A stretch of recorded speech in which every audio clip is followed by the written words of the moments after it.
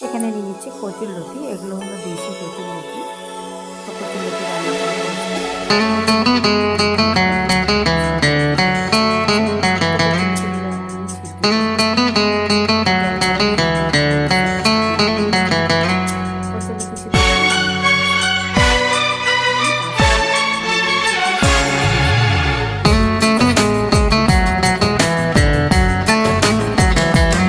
शाम भी खूब है पास महबूब है, शाम भी खूब है पास महबूब है, जिंदगी के लिए और क्या चाहिए।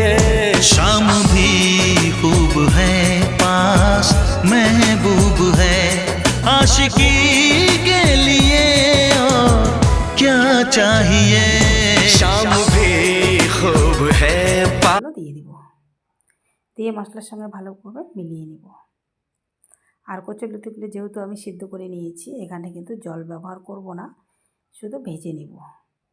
তো ভেজে রাখা শুটকি মাছগুলো দিয়ে দিব, দিয়ে আমি এইভাবে উলট পালট করে কচুর লতি ভেজে নিব।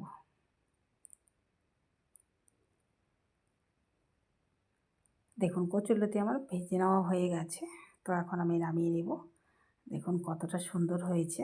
এইভাবে একবার হলেও ট্রাই করবেন, খেতে কিন্তু দারুণ হয়েছে। কতটা সুন্দর হয়েছে। তো সবাই ভালো থাকবেন, সুস্থ থাকবেন, টাটা।